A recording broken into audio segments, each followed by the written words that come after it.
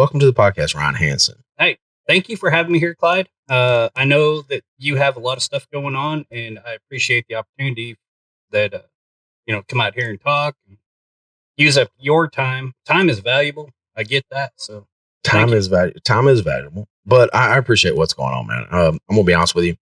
This whole, and you're the last one, so everybody watching this, Ryan is the last person on the political series that I've agreed to. Yeah. Tell me about Ryan Hanson. Where are you from? Why are you in Van? Because this is a story I really want to know. And that's why we're doing this podcast, because nobody really knows any of these people that's running for election. No, that's true. And it actually came up in one of our online Zoom meetings. Pat Hargraves, she's like, who are you? Who are you? And why are you even here? I mean, Hanson is a good English name, right? I don't really know what my background is. I mean, you're fortunate. You know who you are. Oh, yeah. Yeah, no, there's no doubt. We even did DNA. Yeah. So I am Scottish. Oh, yeah? Somewhat Scottish. My dad's family is the one that has kind of a hard time figuring out what their background is. Yeah. My mom's family straight up German. Okay. She's a Weingart. Is that where the Hanson come from? The Hanson came from my dad's side. Well, I get that, but I mean, you said you didn't know. So, what is Hanson? Well, they assume it's Scottish, and because as far as they can trace it back, that's what it is. Have you ever wore a kilt? You know, I very seldomly even wear shorts, so the kilt would be a stretch. No, I don't feel the Scottish blood running through my veins. You don't? No. Well, one day you got to come over here and try some of this historical ancestral mead that I make, and you might feel the Scotsman running through you, because you would be surprised what I would do if I had some of that in me. I mean, probably. We go to the Scots Fest every year. That's the apex of my family, is the Scottish Fest in Tyler, and it is wonderful. It sounds like a lot of fun, and I would like to figure out more of my background, but I mean that's not where I come from. Where I come from is, I mean, we'll just start the controversy right now. I was born in Canada. That is a controversy. Yeah. I mean, but socialist society. Is it as a socialist? Do they have a Texas in Canada? So Alberta is the Texas of. Is that where you're from? Yeah.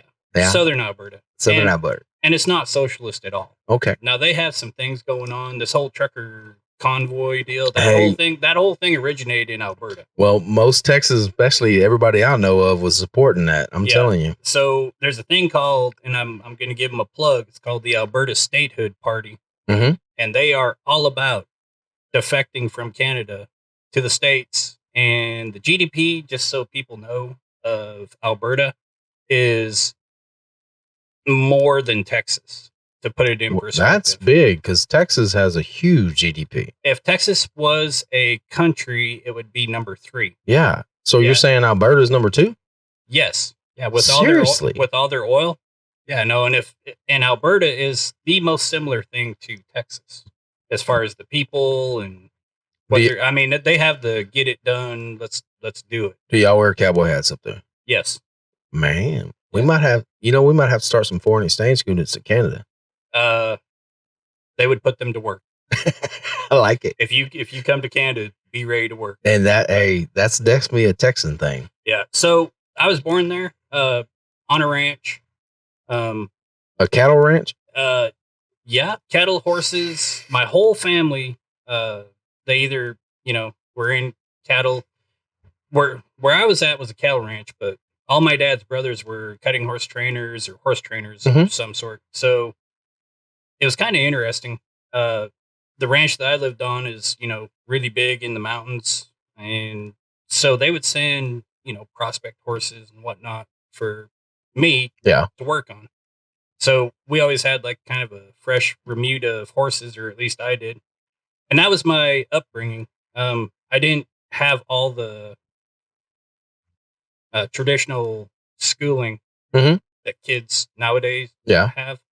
My dad he had a photographic memory, which that's unique. Well, it's very unique, and it was proven, and it was kind of a hard thing to live up to, because obviously I could not ever live up to that. So, not unless you got one. No. So I never ended up getting up to that realm. And I mean, to make a long story short, maybe I wasn't really cut out to be a rancher. Maybe I wasn't really cut out to, thaw waters out all winter and, live in the snow for 10 months out of the year. Yeah. So at the very first chance I got, which was when my father passed away in 2001, kind of prematurely, but yeah, I put some stuff out. There was a lawsuit going on with the family. Everybody was suing everybody, and Mhm. everybody had to get their piece of everything. Yeah, that happens. Yeah, so I went to my grandmother and I was like, "Grandma, I don't want no part of this lawsuit. Can I get $2,000? I think I'll go to Texas." And she did. She's like, "What are you gonna do down there?" And I was like, "Well, I don't know." You know horses. Yeah. Well, so I had a C Commodore 64 computer, and Oh, now you're talking my language. yeah, this is back in the good old days. Now we're going to talk some geeky stuff. Yeah. So, I was going to ask you when this was. What year? Would have been 2001. You had a Commodore 64 in 2001? Hey, I was behind the times, man. Definitely behind the times. Yeah. Well, Do you still have that? I do. I got $50. I think it's probably worth more than that. Anyways, I figured out how to rig it up. My dad got me a bunch of books and, stuff. To make a long story short, I was able to rig it up and I was able to get onto the internet. Yeah. And I send out resumes to like random resumes that were pretty false. He said pretty false. Yeah. How old? Maybe embellished. How old were you at that time? 25, 25. I don't know. Don't quote me on any of this. I'm not going to do the math in my head. But Yeah. 25, anyways, 26. I send out a bunch of stuff, and a guy in Dallas, Texas, actually picked it up, and he's like, "Hey, I'll fly you down here, and we'll figure out if it'll work." And he was a seismic guy. Okay. So I was like, Familiar. Yeah. that's cool. And so I ended up in Dallas. I think he figured out that I had overstated my abilities when I couldn't figure out how to rent a car at DFW and figure out how to get to Rowlett. Yeah, definitely. Yeah, I think at that point he's like, maybe he don't know. But you were here. I was here, so he came down and got me. Luckily, it was kind of a mess when he showed up. I was like, I don't even know how to get to the rental car. Did you speak English? I spoke Canadian. Canadian. Yeah, Canadian. Yeah. Yeah. No, what is it? Yay? Yeah. So, yeah, we got there, and it was kind of a weird conversation. We're driving back to Rowlett, and the George Bush Turnpike was just being done, or it was, Yep. there wasn't hardly anybody on it. And he started asking me all these questions about like small motors and welding and equipment. And I was like, I had all the answers. Good. And I was like, I can sit here and tell you, but just get me back to the shop. I'll show you. Okay. Because I lived in the middle of nowhere. If there's one thing I can figure out how to do, I can figure out how to do whatever it is you need to have done. Yeah. Yeah. So fast forward, ended up being like very quickly in charge of all the out-of-state field operations. What kind of company was this? It was geophysical, geochem operations. Okay. And so, yeah, he had 5 PhDs. Yeah. And he kind of took me under his wing. And I found out later, he's like, yeah, I kind of assumed that you probably didn't really know as much as what you thought you knew. Yeah. But you're from a ranch. And because of that, you're a blank slate. And I knew that you knew how to work.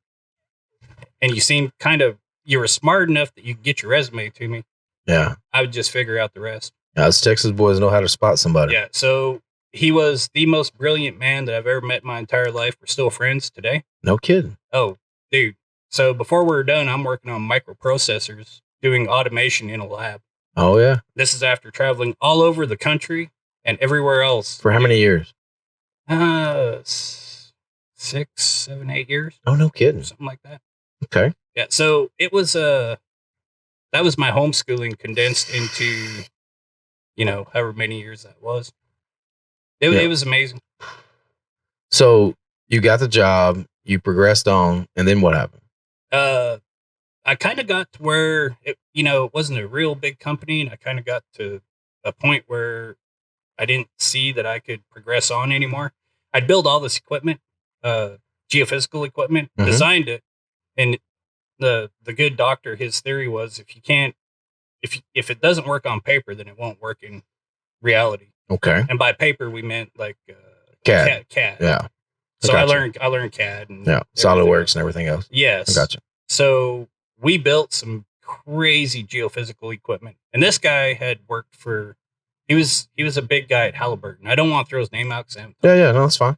But yeah, he was a really big man at Halliburton. I gotcha. And he took half of Halliburton with him when he started his own. Oh, no kidding. Deal. That's good. And so yeah, we built all this equipment. We did this, we did that, and there was no place for me to go. It was small unless I bought the company or unless I did something with it. I mean, I was at a point, and we had a long discussion. I was like, "Hey, doctor, I mean, I love this. You've enabled me to do all these things. Yeah. And at this point, I've got a child. Bradley was born. Okay. And I've been traveling, traveling. And he's like, well, you need to do what you need to do. Yeah. And so I left. I went out on my own. I was a contractor. As a contractor, okay. Mm-hmm. I'm going to skip through this stuff real fast because it has nothing to do with let's back up real quick. Where did you meet your wife? I met her like any good man meets a good woman in a bar. Southern Junction. Southern Junction. Yeah. Okay. I had come home from the Middle East. Yeah. We were on a project over there. And I was living with this other guy in Heath, like staying with him. I didn't live anywhere because I was traveling so much. And we went out one night and I met the most beautiful woman in the world. Been there. Yeah. And I was like, I knew as soon as I seen her, but I'll be honest with you. She had a friend, and I was like, I don't know which one I like more. Oh, man. Yeah. So I give them both my business card because I had to leave. I give them my business card, and I didn't have a cell phone then. Yeah. They called the office at like 3:00 in the morning. Yeah. That's what girls do. One of them did. That's what girls do. Yeah. So the good doctor, the same doctor. Yeah. He got that phone call, and he's like, I don't know what you're doing. I don't know what's going on here, but this girl called, and I was like, which one was it? He doesn't know. Yeah. So, he took messages for you at 3:00 in the morning. Now, that's a good boss. Dude, this man is salt of the earth. Dude, I got a call today. Somehow a woman called me she called me and says, hey, look, I didn't get my tater tots. And I'm like, ma'am, maybe you got the wrong number. She goes, no, I just went through Sonic in Lindale. And you should have said, what can I do to help you? I did. She said, I did not get my tater tots. I don't have time to go back. I'm going to the doctor. And I'm like, okay, well, ma'am, I'm not associated with Sonic. What Sonic was it? She said, Lindale. And I said, well, I apologize. I hope your doctor's appointment goes well, but how did you get my number? And she said, on the bottom, there's a guy's name, the manager of Sonic, and his number, but his number doesn't work. But for some reason, my phone number, and she repeated it to me, was on the bottom of that Sonic deal. Now, normal people would have been like, hey, man, wrong person, hung up or everything else. But the lady was going to a doctor's appointment. She didn't get her tater tots. So I spent the time to say, hey, look, I'm sorry for that. I hope you have a good doctor's appointment, et cetera. But it was weird as shit. And of course, everybody that I know that I've told this story to today has all went to Sonic today in Lindale to see if my number's on the bottom of the receipt. Hey, as far as I'm concerned, as long as that number was on the container and not in the bathroom, well, I mean, we're good. This one time in Carthage. Yeah, well, okay. Okay. So you were working for this guy, and he seemed like a mentor. For what you're telling me, he was a very good mentor. So my dad passed away, and honestly, I mean, my dad was really good at a lot of things. He was really good at math, and he was really good at like kind of being angry, and he's really good at reading cows. And he was really good with horses too. Yeah. But that's where the extent of my childhood kind of ended. So. How many ranchers do you know? You know a lot. Not down here. Well, in the world, I know a lot. How many of those ranchers are not angry old men? None of them. That's right. Every damn rancher I know is an angry old man, and I get it because I've dealt with quite a few of them, and I was raised similar to you, and it's when you're having to put your life on the line of whether a herd makes it or gets a disease or gets the wrong kind of grass or set her off. They're all angry. So the ranch had a feedlot, and when I was 16, I think, I got put in charge of the feedlot, which was about 30 miles away Yeah. in Hill Spring, Alberta. And I don't know how many cattle I killed right off the get-go. We were trying to figure out the alfalfa and the grain mixture. And dude, Yeah. it was like mass bloat. It was bad. I remember my dad, he came down, and his health wasn't real good towards the end of his life, but he came down there one day, and he's like, I don't think you can kill them all.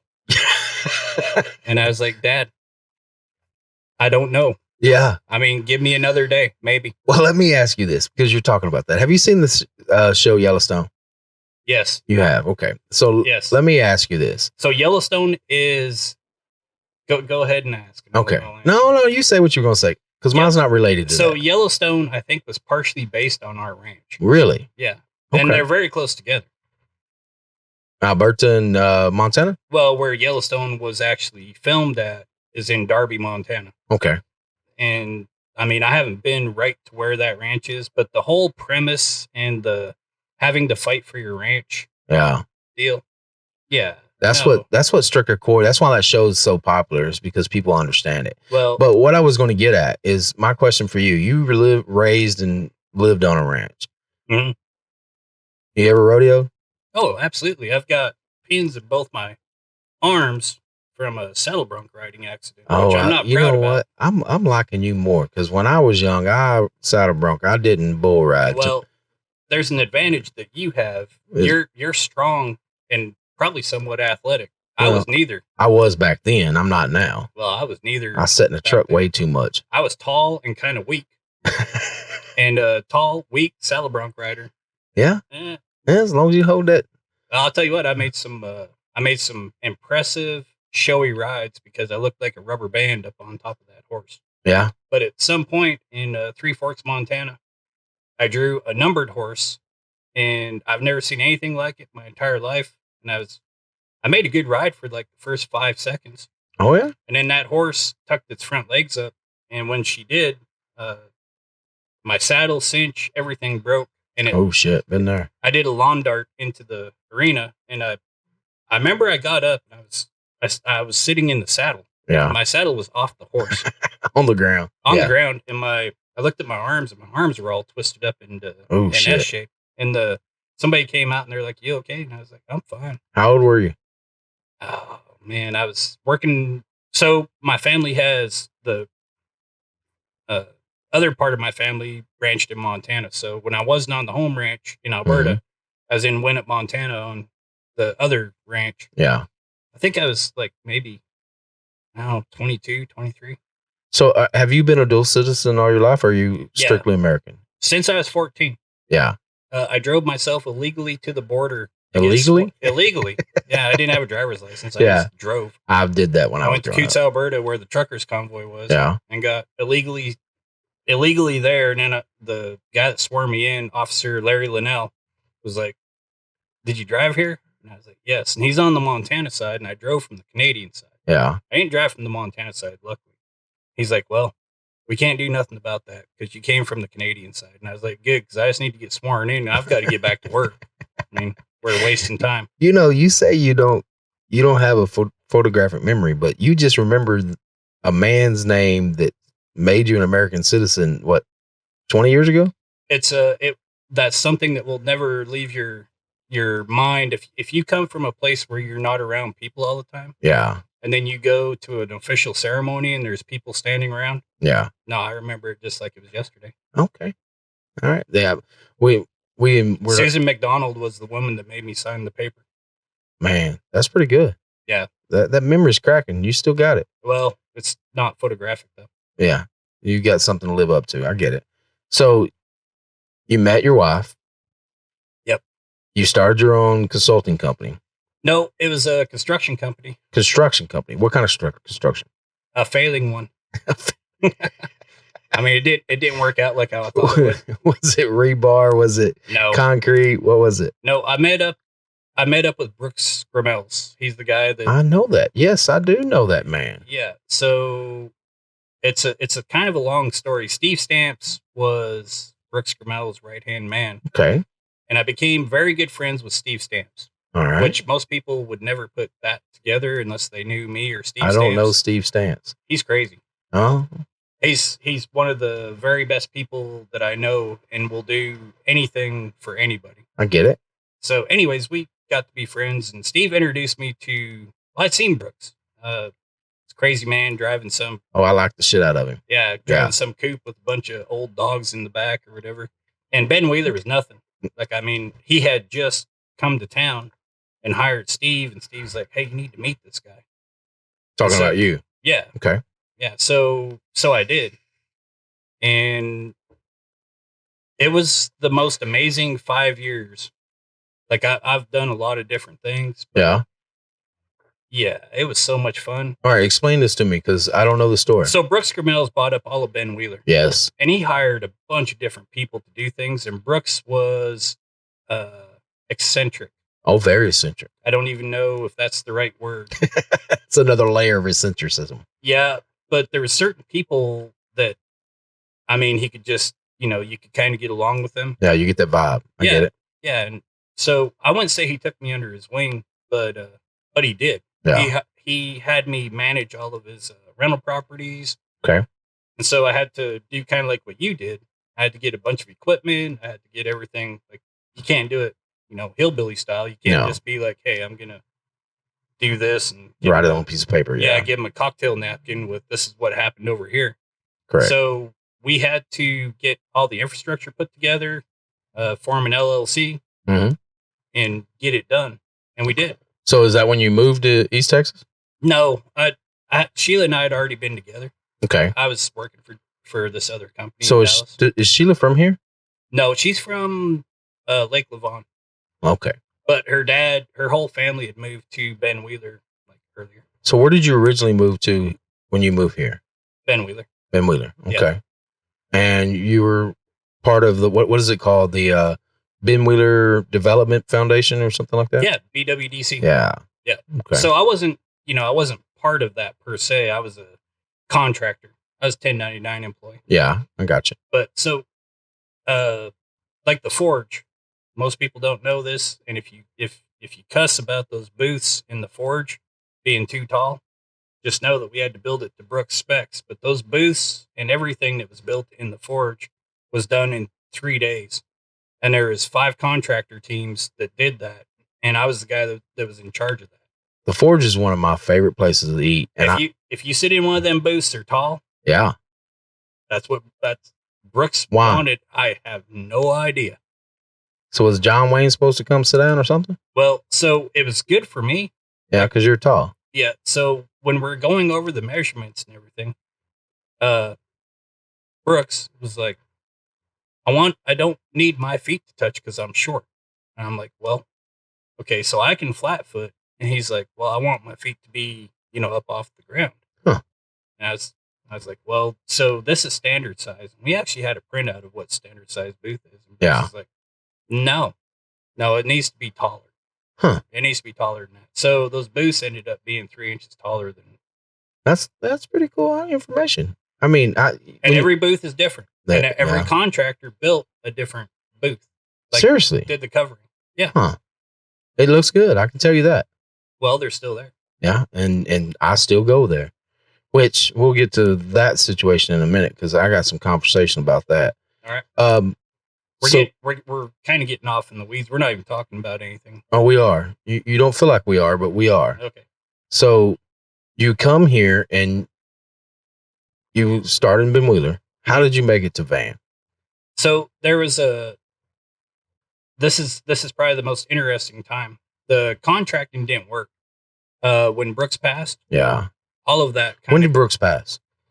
Man, I knew that you would probably ask that. You didn't pop up on my radar till quite a bit after I knew Brooks passed. No, Brooks passed, and at that point, I mean, bless her heart, his wife was trying to do everything that she could with everything, and I mean, it just kind of turned into a deal, and I could see that, maybe things weren't going to work out for me. Even at that time, there's only so much work you can do. I was doing other remodels and other outside work. Yeah. I wasn't working exclusively for Brooks. I just did whatever. I got you. I understand. And took care of his properties. So I ran into Don Gilchrist, who worked at, owned Door Controls. Yes, I know him. And we had an interesting conversation. He's like, man, if you ever feel like you might want to come do something over here, let me know. Okay. And so, the next day, like maybe even that night, kind of like when Sheila called me at 3:00 in the morning, I was like, I don't want to seem too eager, but I would probably like to come do something for Door Controls. And he's like, okay, come here, this time, and we'll have a formal interview. So I think it was like a couple days later, man, I got all dressed up. I put on a suit and tie, showed up, sat in the office, and secretary's like, oh, no, he's too busy. I was like, what do you mean he's too busy? He told me he could, he's going to do the interview. She's like, you don't understand what goes on with Don Gilchrist. Yeah. You're going to have to take a number and, come back later. I was like, well, when later? I was looking back on it. I was probably a little bit out of hand about the whole thing. Yeah. But I did that. I came back, I think, a couple days later. And Don's like, I have the most perfect position for you. Really? Yeah. So I had sent a resume. Yeah. Somebody said send a resume to some woman who is now Don's wife. Okay. But I sent this resume, and it was a very interesting resume. It outlined everything that we've been talking about up until this time, which went from being a rancher to messing with microprocessors. Yeah. And Don's like, I need you to visit with this woman about, doing something called top door alarm. Mm-hmm. And I was like, okay. So we had an interview, and it was the most bizarre, strange interview in the world. Like she asked me questions that I was like, yeah, no comment. I don't, I can do this. I'm not going to over exaggerate because I can see where we're going with this. So yeah, I can, I'll do whatever I need to do. And fast forward, she's like, how much do you want to be paid? I wrote it down on a piece of paper and slid it over to her. Yeah. She wrote down another number and slid it back to me. It was more than what I wanted to be paid. And I was like, I'm your man. Okay. Yeah. And that was Sandy Golden. Okay. The most amazing 5 years ever of my entire work life was working for Door Controls. Oh, no kidding. Oh, absolutely. I got family that worked there. Well, as it turned out, I ended up working directly straight for Don through Top Door Alarm. So I traveled all over the country, all over the world. Yeah. Well, country. I guess we left once in a while, but it was me and another guy broke travel records on Southwest flying to these projects. No kidding. Door Control is a big employer in East Texas. They're number one in Van Zandt County, or they were. Yeah. So, yeah, Don Gilchrist, bar none, the best person I've ever worked for in my entire life. No kidding. That's saying a lot. Well, next to the professor. I don't know. I've been blessed. Yeah, definitely. I can see it. I get to work for a lot of good people. I can see that. You I guess you got the vibe about you. No, I don't know. So you went to work over there. Did you move to Van at that point or what?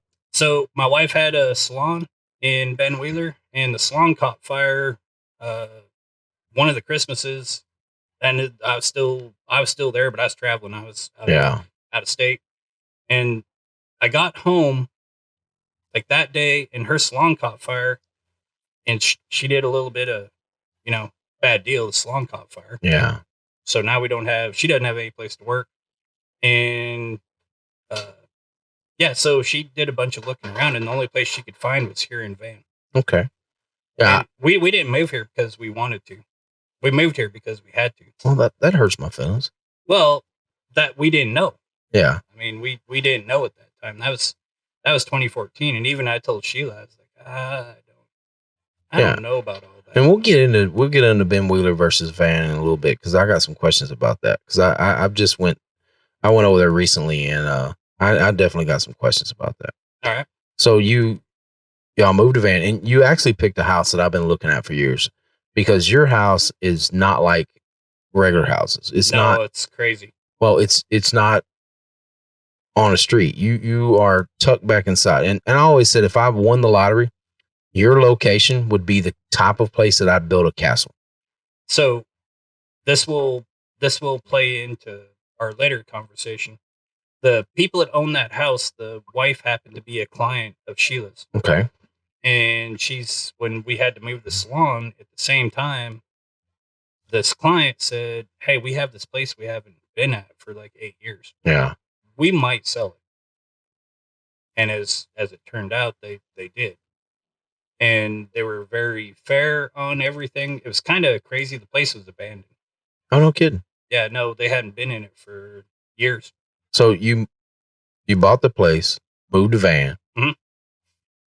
And at this point, what are you doing in your life as an occupation? Still at door controls. Okay. And doing what I was doing at door controls. I was gone for over the first, at some point, we're gone for 230 days. Oh, daggone. Oh, it was crazy. Yeah, you work crazier than I do. Well, I'm one of the few people I think that could catch like 4 plane flights and rent 4 cars in one day. Man. And go from Florida to Seattle and all the stops in between. In a day? In a day. Damn. We did a thing called site surveys. Yeah. This top door alarm thing. But anyways, yeah, I was still doing that, so I was traveling all the time. Okay. When we moved here, her salon, it burned down, and we only had a certain amount of time to put it all together. Yeah. And it was Christmas Eve, and I rallied up 2 of the girls' husbands that worked there, came and helped. We rented the space. It's actually Van Family Medical. Okay. Yeah. If you go back 3 owners, that used to be Styling Time. Okay. Or not owners, but renters. Yeah. Christmas Eve, we went in, gutted it, put in new flooring, did all this stuff, and we had it going. We worked on Christmas Day. It was ready day after Christmas, and all the girls came to work. Okay. So all the girls that are at Salon May, mm-hmm. or not all of them, I mean, they've hired new people, but Salon May split off of Styling Time. Yeah, I got you. Not too long after that. All good. Yeah. So y'all bought the place, and then you started. So what are you doing at this point in your life? What's your occupation? You still got a business? No, I don't really have a business. I make sure that my wife works. That's wonderful. Yeah. I need that gig. No, I work for a bunch of different people. Mm-hmm. Basically anything. I do a lot of automation stuff. Like today we're working on a giant KUKA robot. Okay. Right up your alley. Yeah, definitely up my alley. Yeah. So you're talking about PLC work? Oh, well, no, not on the robot. Okay. PLC work would have been when I was with door controls. Yeah. But no, this is all automation stuff. Welding, like this KUKA robot does laser welding, fiber laser welding. Yeah. And business management. If the business is broken, if there's something wrong with it, if there's something going on. So you seem to be pretty... ERP, Enterprise Resource Planning. Okay. So businesses that run off of spreadsheets, there comes a time when you cannot run off of a spreadsheet. You're right. Your sales need CRM. Yep. You need to ramp it up to the next level. So Enterprise Resource Planning. And that's kind of where I'm at. Well, you seem to be doing pretty good for yourself. It's my wife. Yeah. Well, is your wife opening a business downtown? She is. She is. As a matter of fact. Is she? Is she the one that actually owns the business? It is her business, 3 Knock Speakeasy. Yeah. It will be coming, and we keep saying it's coming soon, but oh my. I'm very excited. Well, there's stuff going on all the time. So there's a bit of a concrete issue happening right now, but if we can get that straightened out, we'll be back on track. I am very excited because when Bill Hullum had his little Sukasa here, yeah, I did not like his tacos, but I ordered a bunch of them because I like a business in van that I can go have a meal and have a drink. So, one of my big things that's on my platform and something that I'm passionate about is business representation in the city. Yeah. And it's very important, number one, that people support local businesses. Oh, yeah. And number two, if you don't like that local business, tell the local business. Yeah. Don't put it out there to the public. Yeah. You go to that local business and tell them what you don't like about it. Yeah. And give them a chance to fix what's going on with that business. I spent $1,200, I think, today with a local business. Really? And that's something we believe in this house. And I just heard there's a new barbershop opened up that's really close to me because I got 7 boys. I got 4 in the house. So, and all of them are old enough that I can tell them, get on your bike, go get your own damn haircut. Here's the money. And so the closer the barbershops are to me, the closer that it makes me happy. Right. No, I'm with you. Anybody will tell you that, I'm a huge proponent of support local. I will head this off. There was a comment about our concrete. Somebody made a comment that we didn't use somebody from here in downtown Van to do our concrete work or to be our general contractor. Yeah, we used jail concrete who live literally on the outskirts of Van. Okay, but their kids and everybody else come here to Van. Yeah, and the reason that we didn't use anybody here in Van is because it was an extremely complicated pour. And I guess we could have gone out and done bids and done. So when you first bought that place, when I looked at it and I heard, because I have a friend of mine that I guess was talking to you when you were first planning this out, and he was telling me about it like 3 years ago, and I'm like, there is no fucking way that's going to be a bar, a place like that you can have a drink and eat something. It's too damn small. And he's like, yeah, this is what the guy's doing. And I'm like, I don't buy it. And then I saw your blueprints. You posted them online. Yep. And I'm going to tell you, I was super excited. The only thing that I am suggesting, is that you find, because one thing that I really liked about Bill Holland's place is he had bands in there. The one thing I like about, there's a lot of things I like about the Forge. But I don't know where we're going to find them at because people are not learning music like they used to. But, man, if you're going to call it speakeasy, you got to have some blues singers in there. You got to have somebody at least that tries to act like these B.B. King. Oh, no. Dude, when you come in there, it'll be a speakeasy thing. Yeah. There won't be any of this blue jean, like me looking like I always look. Yeah. Whoever's in there, it's going to be a 1920s theme. And the music, whatever's going on with the ambient music will be that. And we will get whatever live entertainment we can. Just know that to get live blues, very difficult. Well, we've already researched. Sell tickets because some of us are willing to pay to go experience that. Well, on the weekends, it'll definitely be by reservation only because obviously it still isn't the hugest place in the world. It's not. But we will have a chef that we believe is probably coming from Dallas. There's still some stuff to go on that. I know some people. I actually sous chef my way through college. Well, we know some people. Just so the masses know, because people are kind of anticipating that I might be doing barbecue. That's not the case. Yeah. I might maybe once in a while, but no, it's going to be based off of seasonal. The menu will be different every month. Yeah. It's going to be very interesting. I've met no one that's not excited for what you're bringing. We would be more excited if we get the concrete straightened out and get on with the building part of it. Yeah, well, that's part of it. I mean, you've been in business and you've seen businesses. You have hiccups and this and that. But honestly, I'm excited. As soon as it opens, we're going. We're booking it. Oh, no, absolutely. We'll have a spot for you. But just know that's Sheila's retirement project. That's not mine. That's me and my wife is doing something similar. We want to build a big Viking wedding hall.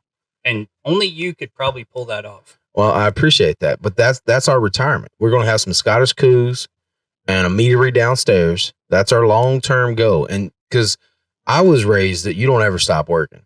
That you don't put money in the bank and expect to, just live off that amount of money when you grow old. If you stop working, you die. Right. My wife's different. Completely different. But this is her actually ideal. And she does very good at wedding venue type things. And this has been her plan for years. And we're actually saved up. We're looking for land right now this year. And that's our goal. And we want to do it in Van. We want to do it in the Van area. It most likely can't be done in the city of Van, but we're in the Van area. I'll tell you this. There will be no better place to do it than the Van area. Yeah. I promise you that this is the place to do anything like that. Van is the best place, the coolest place for all of that. Oh yeah. So why did you moved to Van, your wife started a business. I take it you commute commute back and forth regularly? A lot of my work that I do right now, I can do from home, and I have done. I do spend some time here and there. We've got some other projects, more outdoors. Yeah. It's a big project that I'm working on. Is that your barbecue stuff? Yeah, that's not my barbecue stuff. That's not mine. Whose is it? It's the owner. I don't Okay. wanna Yeah, throw yeah. his- It's I don't I wanna thought throw that his was name out. you. I thought that I've been watching, paying attention, and I've ate some of it. I mean, I recently went down there. You had what was that? Job for one of the cops, and we showed up. Me and the boys showed up and donated and got some barbecue and brought it back to my wife. It was good. It was definitely good. Yeah, no, it's And I cook barbecue. I'm not on the level you're on, but well, so we don't honestly we don't do barbecue. It's the cookers. yeah, We're trying to sell smokers. I have obviously I have an interest. yeah, I got you. But I don't own the company. Okay. I don't own anything. Yeah, I got you. Oh, you don't own anything at all? Well, I guess my wife does. Yeah. You want a marriage certificate to your wife, which owns everything. Pretty much. Yeah. No, I work for all these people.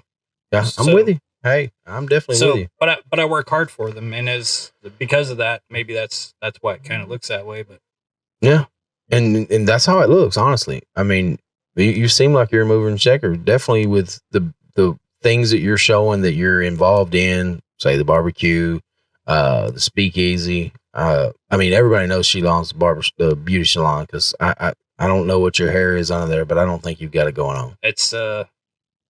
It's not this bald, but bald men are sexy. So I've been told. Well, that's what I'm going for most of the time. That's what I'm going for all the time. When you moved to Van, when did you join the city council? 2 years ago. And you joined just 2 years ago? Yep. I'm just finishing up my first term. I did not know that. Yeah. So did you get involved with city government at all when you first moved in? Not so much. What happened is 4 years ago, my boys, they're like, hey, we need to do something. We want to, do something, make some money, blah, blah, blah. And I was like, absolutely. Yeah. Let's figure out what to do. So we kind of sat around, we did a little brainstorming and figured out what we could all do together. And, I'm a weld. Yeah. Like to weld. I can build. I've seen your greenhouse. Yeah. Yeah. I can build anything. And so I was like, this would be a prime opportunity to teach the boys how to build something. So we're like, let's do flower planters. Let's start a company. We're not too far removed from you and the Hayes clan. I've seen that. Yeah, no, we're very similar. I was paying attention. I was definitely paying attention. We're both kind of doing the same thing at the same time. Anyways, I was like, so we'll go ahead and do this. So I made the boys design the flower planters, get them all lined up. Went up to Hilliard's to go get our first batch of materials to make the prototype. And there was a guy. I'm not going to tell you who it is. I know who it is now. Yeah. But we're, checking out, and we're excited. The boys are excited. They're like, hey, we're going to make these. We're going to sell them. And he's like, you ain't going to sell those here. You won't sell. You will not be able to run your business in this town. This town will not support your business. They won't support you. They don't know who you are. They don't know this. They don't know that. And I was like, man. Really? Well, I was like, wow, it's kind of like a downer. Yeah, definitely. Yeah, maybe we should just try it. And he's like, you can try whatever you want. Unless you change the town, you're not going to be able to do anything. I don't see that in Van. Well, I was like, hey, challenge on. Yeah, definitely. And so it was. At that very moment, I came home. I was angry. I'm sure. I came home. I told Sheila, I was like, hey, this is what I was told. And Sheila's like, well, I don't know if people are going to like you very much. And I was like, I don't care if they like me or not. People are not going to like you very much. Yeah. Okay. So, I immediately started getting involved. I had known a guy named Sean Saja a little bit. Yeah, I've heard his name. I've never met him.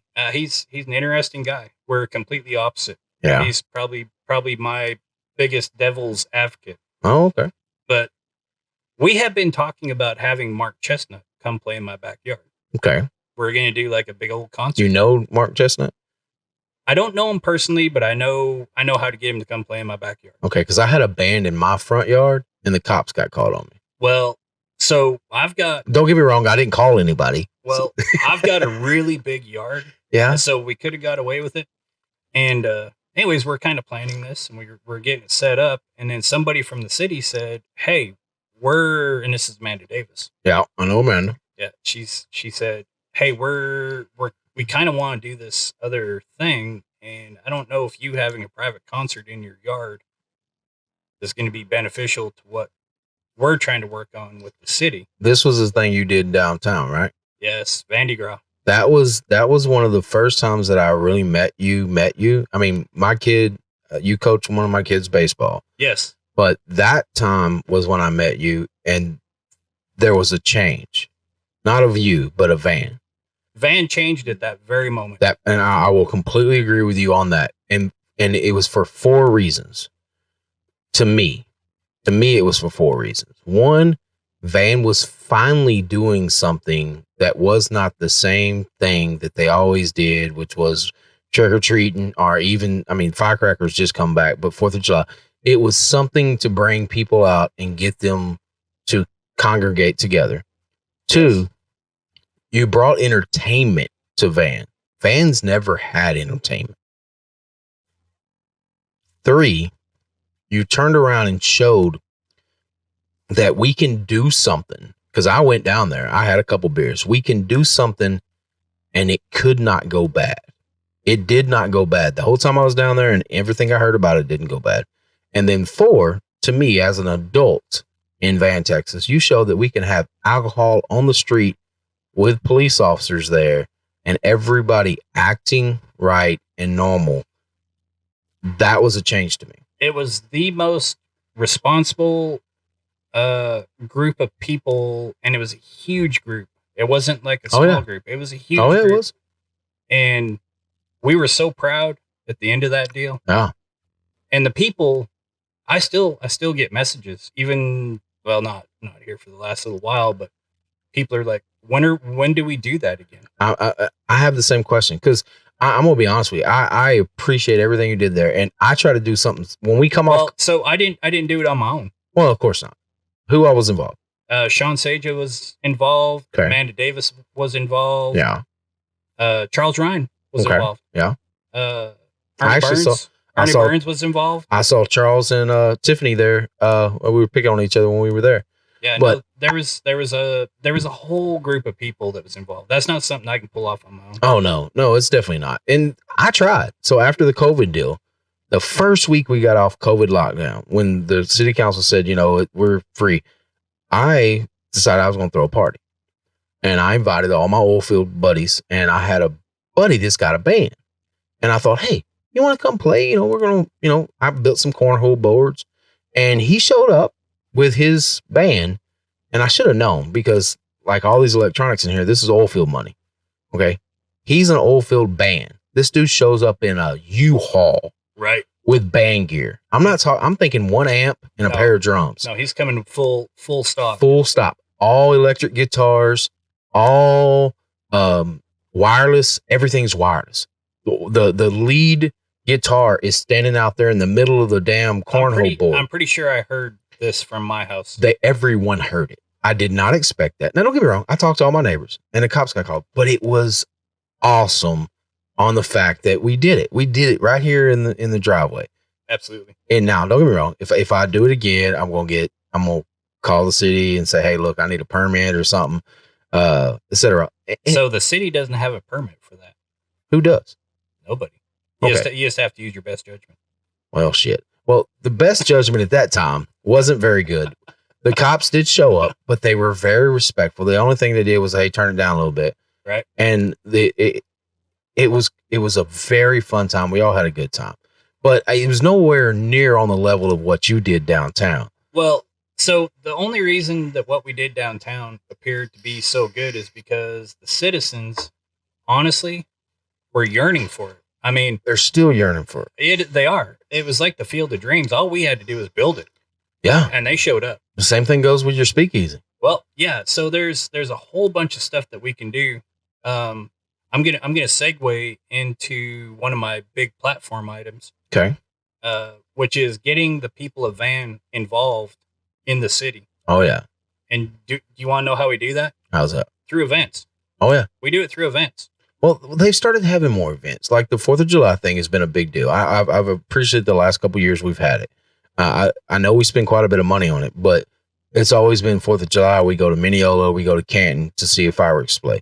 When I can walk out my front yard and throw my drone up in the air, or sit in my front yard and see a fireworks display, or even go down there, because we always go down there. We may not stay for the fireworks display because we're so close, but we go down there and see all the events and the booths and the people. Y'all have, there's all kinds of events out there at that park at that same time.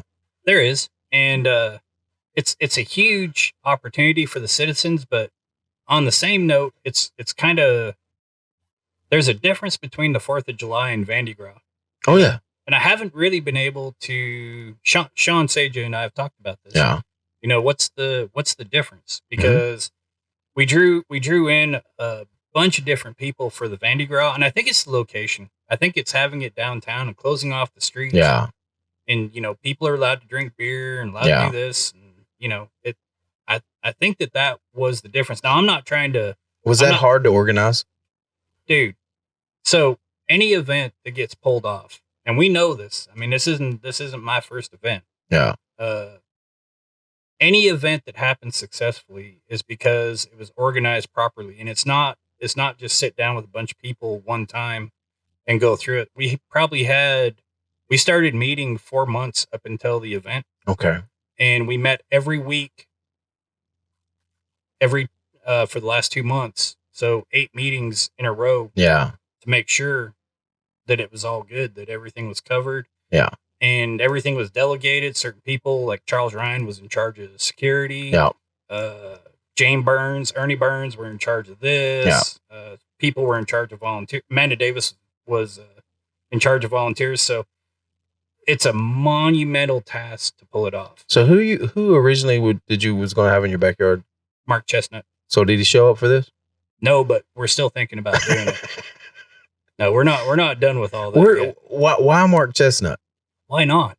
Yeah, I get it, but I mean, out of all the singers out there, I mean, I'm. So Sean and I were just sitting out there one night, and we're sitting on chairs, literally in the backyard, looking up at the shop in the front yard, and it's a lot of people don't know my yard, but it's weird. I'm on 10 acres, and the house is in the middle of it. Yeah. There's no neighbors. There's no nothing. All we can see is the shop. And Sean's like, that would sure be a good place to put a bar. And I was like, it would sure be a good place to put a band right next to it, like Mark Chestnut. Yeah. It just come out, huh? Yeah. And Sean's like, and so within literally 30 minutes, we had planned to have this concert. So, if you don't get Mark Chestnut in the van, you kind of let everybody down. No, I can get Mark Chestnut in the van. I already know I can. Well, you're opening a business that has place to play. Well, we could have Mark Chestnut play at the Speakeasy, but I would bet the city of Van would probably crucify me. Why? I don't know where we would put all the people. Our capacity in the Speakeasy may not handle that. In the next 5 years, you got to get Mark. If you really feel like you can get Mark Chestnut, next 5 years, we're talking like the next 5 months. Okay, deal. Yeah, no, we're going to get Mark Chestnut to come. Deal. If you can't get Mark Chestnut in Van to do a performance, you owe me 50 push-ups. If you do, I owe you 50 push-ups. No, I already know I can get Mark Chestnut to come play. Okay, I want to see it. I'm gonna be honest with you. The Van Mardi Gras was cool. It was except we took the whole family down there. So the only thing is to do it properly, to where we can actually handle it and make it work, will probably be at our place. Which conveniently is still here in downtown Van. Yeah. But what about I got you. I would love to have it downtown. We can't have it where we're doing the construction. No, definitely not. No. So you can't have everybody crunching around on your drywall. It's not safe for nobody. Humans. So no, it's something that we've been talking about. So at this point, I mean, we've jumped around in the story, but we've gone through my entire life, which is interesting. That's not where I thought this interview would go. I figured that we just jump right into the politics. No, that's not what we're trying to hear. We're trying to get these people in Van, Texas to understand who you are and what you're bringing to the table. Well, you could write a whole story about. We're doing that right now. I mean, honestly, that when people, to me, when I vote, I'm not voting for what you said you're going to do. I'm voting for the man you are. Okay. And what you've shown throughout this is that you're willing to jump out there, try new things. You're willing to make sure stuff works, and you're willing to make stuff happen here in Van. Absolutely. There was, and we both just touched on it, but I want to go back to it. There was a huge change at Van de Graaff. Yes, I agree. There was an upward spiral. To me, standing outside, not knowing anything about van politics except what I was raised on, and van politics up until, to me, that point, when I grew up in this town, there was two things that always happened. One, we don't have any growth. We don't bring anybody in town, and you don't do anything in this town that's going to get teenagers involved in anything in town. Yeah. When we run around town, because I used to come to my friend, I lived out in the country. When I come down to town, we run around town all night, playing, talking to people and everything else. There was nothing to do. And there's still, in a lot of ways, there's still nothing to do in Van. But that's changing. It's changing. And I will agree with you 100%, that Van Mardi Gras was, to me, the piece that changed that. It gave me hope. Well, that and Amanda Davis, I felt like has been, because I felt her present through all that. I went to high school. It was Amanda's idea for Van de Graaff. Was it really? Yeah, no, it was completely all Amanda. Amanda was been the one that I see pushing. Yeah. So when we talked about, she called us when she found out, and I didn't know Amanda, but she found out that we were going to have Mark Chestnut play in our backyard. Yeah. She was already trying to figure out how they were going to do. She did something similar when she found out we were doing paintball. She was trying to incorporate paintball into one of the parks. Well, so she called and so the event didn't even have a name at that point. She just said, I want you to know that before you get Mark Chestnut over there, that the city's trying to do something. Yeah. And I was like, okay, well, let me know how that works. Click. I'm with you. Yeah. So, I mean, I wasn't. You don't know Amanda for anything. I don't know Amanda. I don't know the city. I'm like, my neighbors don't even know me. I'm like, we're just going to have Mark Chestnut, and whoever wants to show up can just show up. Yeah, I do that a lot. Yeah. So we talked again, and she's like, no, for real, you need to listen to what I'm doing. And then, as in only truly Amanda Davis fashion, she's like, maybe you need to help us with this. And I was like, honestly, I don't really want to. Yeah, been there. It's kind of out of my wheelhouse. I mean, I'm good doing my own thing, but I don't really know if I want any part of that. Well, it was literally right after that when the kids had their little deal at Hilliard's. That was the catalyst. Is that what made you join the council? It was that. Yeah. At that point, that's not what made me join council. At that point, I decided to get involved, and I told Amanda, I was like, hey, we'll do whatever we can. Paul Bullington left before his term was over. Yeah. And it was suggested that maybe if I stepped in there, I could. Yeah. And I did. I was not elected to city council. I remember that. Yeah. It's been brought up a number of times, and I've mentioned it to Charles Ryan and others, that if you can be elected, by far, get yourself elected. Yeah. There's a lot of explaining to do when you just step into a role like that. Definitely. Yeah, definitely. And I remember when that actually happened, because I was paying attention because of all the stuff that come after. But it's from my side, looking at how everything played out. I mean, I didn't see it that way. I saw you showed up on this spectrum that's going on and started bringing change to Van. I did. I was bringing the change before I got on to city council. We had already put, we'd already put Van de Graaff was already over before I got on to city council. Yeah. Van de Graaff was the end of February. I didn't get on to city council until May. So is this the first time you're actually running for an office? Yes. Okay. So that was 2 years ago. Yep. Okay. That makes sense. I'm putting the timeline together in my brain because it feels like a lot longer. Because it feels like Van has progressed a lot. Dude, Van in that 2 years. It's been you can chalk it up however you want. You can say it's, there's good drama and bad drama or this or that. Van has, with all of that drama going on, what people didn't see is Van was growing in the background. Yeah, it's definitely growing. Huge. And the whole Van de Graaff thing kind of kicked it off. people in van have a different expectation now. Oh yeah. They want that. They need it. They want it. They want this. They want that. City council meetings when I first started, Victoria Tankersley was there. David Barber with the newspaper. Yeah. I think that's it. Yeah.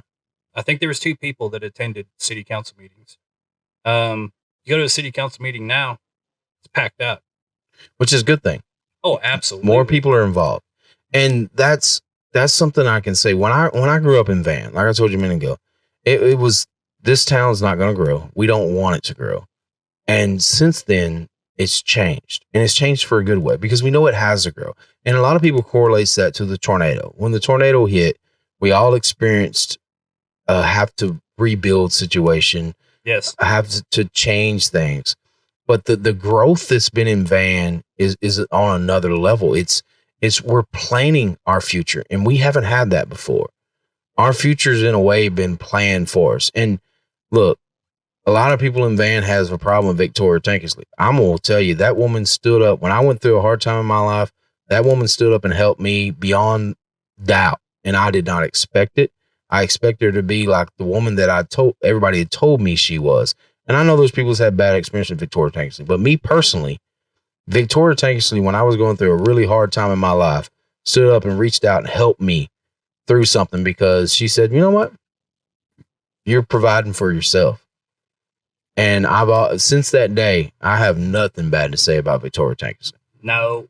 So Victoria Tankersley, I've known Victoria long before I came to Van.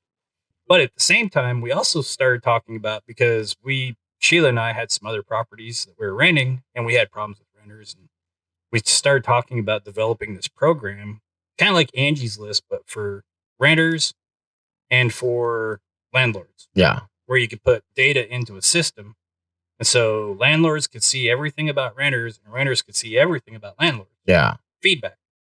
We're going to call it Junebug. Okay. There's a guy in Utah, after I had done, there's no telling how much time I put into this. This dude in Utah called me and he's like, hey, look at my stuff on this server. He'd already done it. Yeah. I experienced something similar when I did overlay. Yeah, I cried. I did too. I cried. And I called Victoria and I was like, Victoria, you don't need me. You don't need, I'm just going to go jump off a cliff. And she was very supportive. And I don't think anything ever came of his program, but, it's just one of those things. She was extremely supportive of me. And this is a long time ago. And I'll tell you straight up right now, she's probably my biggest supporter right now. As soon as I got involved in the city of Van, she's been there saying, hey, yeah, do this, what do you think about this?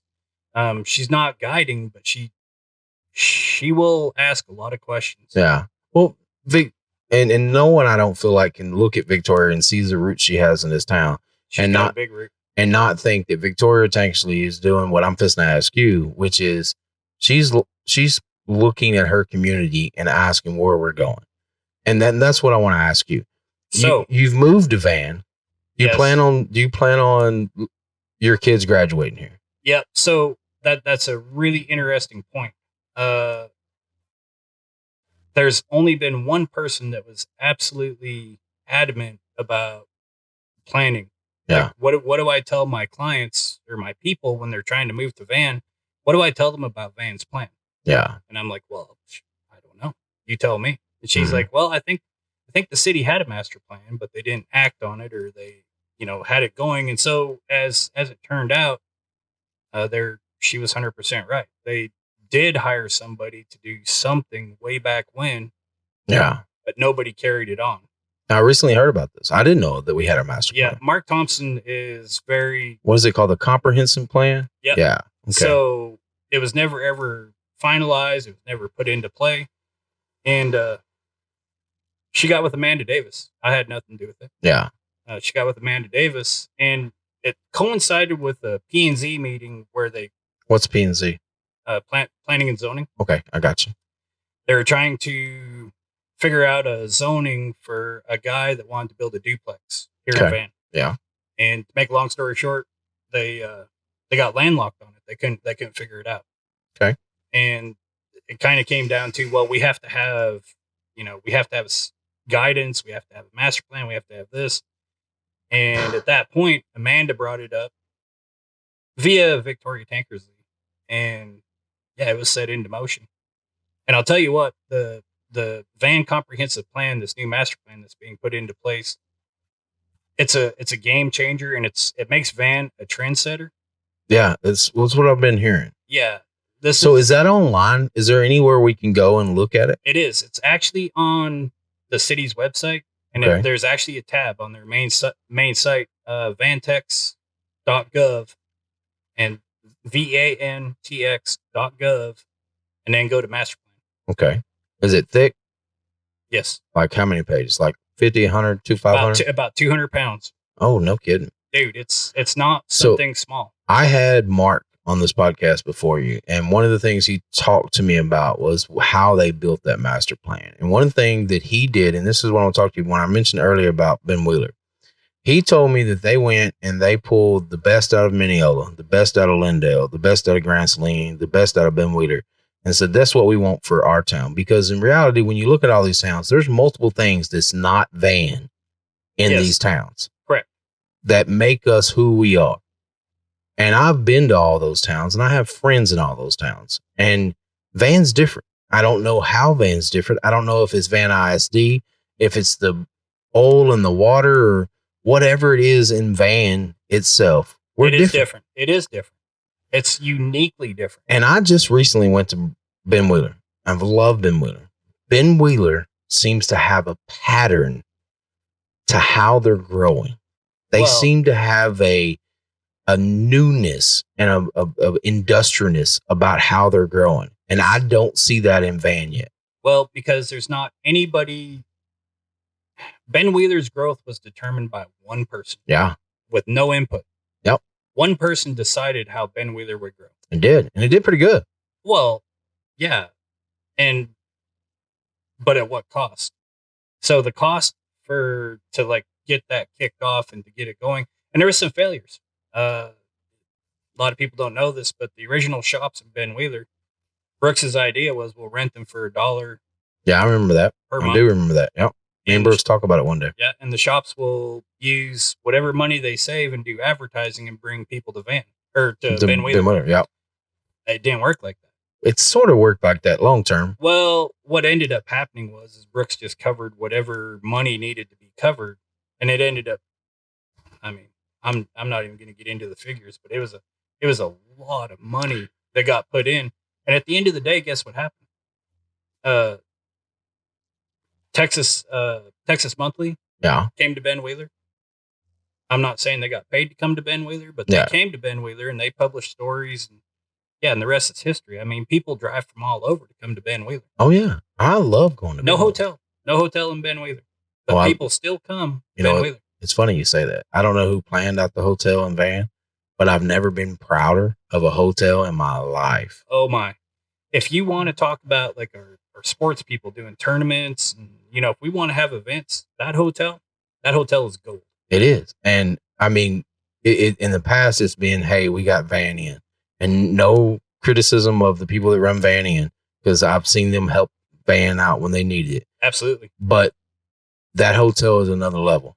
Nope, it is. And I've had friends recently that has stayed in that hotel, and it's something you would get in Dallas. I'm very proud of it. No, not only am I proud of it just because we have it here in Van, but that's an enabler. Like when we talk about these tournaments and these big crazy things that we want to do here in Van. Oh yeah. Do you want to know what the only better thing is than when local people spend money here in town? What? When outside people spend money here in town. Definitely. Yeah. But speaking of that, you talked about the comprehensive plan. What kind of growth are we looking at in Van? Are we, and I brought this up to a couple of people. Are we planning on building out all along 20? Are we bringing more housing in the Van? Are we bringing business in the Van? Are we going to zone Van where we got like an industrial zone where you bring in these businesses that are creating jobs? I mean, because the number one employer in Van is Van ISD. Yes. And I am a Don Dunn diehard fan. That honestly, that man could make a mistake, and I would argue with you for a day and say it wasn't a mistake until you proved it, because he's done so much right. He has. I won't get into anything that has to do with the Van ISD. My platform has a lot to do with bringing the students from the Van ISD and involving them civically into what's going on here. Yeah. And I need Don Dunn on my side. Don Dunn's a great guy. And I have a feeling Don Dunn, every time I mention that, I have a feeling the hair stands up on the back of his neck. Well, because typically, previously, the city and Van ISD has probably not gotten along. Well, they've not gotten along in certain areas, but I know this, and then I don't know how the city's dealing with this, but I do know that the city is behind Van ISD. Oh, absolutely, and the ISD is behind the city. The innovation that the school has and the things they do for their students is above what we've done in this town for that age bracket. Like, for example, still to this day, there's nothing to do for teenagers in Van. We got a new park. There's a place out there you can play disc golf, and you can probably go fishing. Outside of that, there's nothing. There's no basketball courts outside of the school. Nope. There's nothing in Van right now besides those two things that kids can go do. And somebody mentioned to me that the city council one time went to the school and they said, hey, give us a list of what y'all would want in Van. And the kids that are here that are now grown says that none of those things have happened to Van. No. And this one of the things that because this whole thing started me doing this behind the pool. Everybody that's listening to these podcasts knows that I wanted to know if we were getting a pool back. But somebody mentioned that, you know what, we might not get a pool right now, but one thing that they feel we need is some basketball courts. And it just hit me so hard, because anytime I go to a basketball court in Van, it's on school property. Yep. And you're not supposed to be. So I want to tell you something. Yeah. We talk about all these things, and we're like, oh man, it's taxpayer dollars. It's, the city has to do this, city has to do that. City should do this, city should do that. We're talking about two different things: a rec center and a senior center, which could be one of the same. And there's a private citizen, Sean Sager, actually came up with a plan to do it privately. Okay. Not necessarily privately, but for the city to do it, but make it not necessarily profitable, but it would be a break-even deal. Yeah. Like when we talk about, for instance, the pool was filled in because they couldn't afford to keep it going. Okay. It was a money pit, supposedly. Yes. Before my time. Well, when we talk about running these centers, like a youth center and a senior center, the city needs to sit down and start looking at these things outside the box and start looking at different business models on how to run them. And Sean Saja actually put it together on how to do that.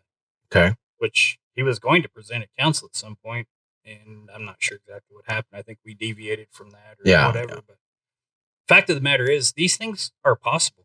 I mean, Van is growing, and we're getting a bigger tax base, and we're getting more money in. But fact of the matter is, dream big. And you know what? There's a way to do it. How would you like to see the housing in Van grow? Because, I mean, we have to grow. We need rooftops. Yeah, we do. So we need rooftops, but above and beyond that, when we look at what's funding Van, I mean, people can make all the remarks they want to about two Love's truck stops back to back up there. Yeah. That's money. Yeah. That's huge money. So is that a major percentage of the money that goes into what funds the city? It's the majority of the money. Is it the majority? Because we're adding a third one. Yeah, and that's more majority. Okay. That's a huge, huge deal. And so the way the master plan is set up is the big business Van is going for the village feel. I'm sure Mark probably went through this on his part of it. A little bit, but yeah. So Van is going for the village feel. The downtown they're not going to change a bunch of things downtown or within Van. We've never had any foot traffic in Van. Well, so there will be some foot traffic probably. As we build more rooftops, there will be more connectors that are foot related and this and that. Yeah. We're building for a younger generation. Let's hope so. Yeah. Well, smaller houses, this and that. It's actually quite unique how it's set out. But the thing is, without the master plan or without these building ordinances in place, I mean, there's nothing stopping, say, a gas station from being built right in the middle of your, like right here. Yes. Or say a hotel or a slaughter plant. So there's nothing stopping it, but why not? Is it something we don't want to stop, or is it? Well, it needs to be controlled to a certain extent. Okay. Isn't that the city manager's job, or is that not his job? No, is it zoning and planning? It's zoning and planning, and zoning and planning can't do it unless they've got guidelines to plan by. Okay. This is where we got all jacked up trying to figure out how to build a duplex over here. Yeah. Where you would think you'd just be able to build a duplex. No, the people don't want a duplex. The people that own property there were pretty adamant. They're like, is there a rule that says you can build a duplex there? Well, no, there's not. Yeah. So there's no rule that says you can't either. So is the master plan control that? Absolutely. Yeah. Okay. No, it defines, so is the master plan actually acted? Is it the new plan for Van, or is it something we're still looking at? It will be, but also too, on that same note, it's fluid. So it's a guideline. It's not necessarily set in stone as far as the zoning part of it. Okay. There are some leeways to it, but what it does is it outlines where we want to focus on growth, where where certain growth can be, like downtown. Yeah. Not going to build a house downtown. Let's hope not. Oh, well, there already is a house downtown. Yeah, there is. There's actually a business that turned into a house. Yes. And I love her candles.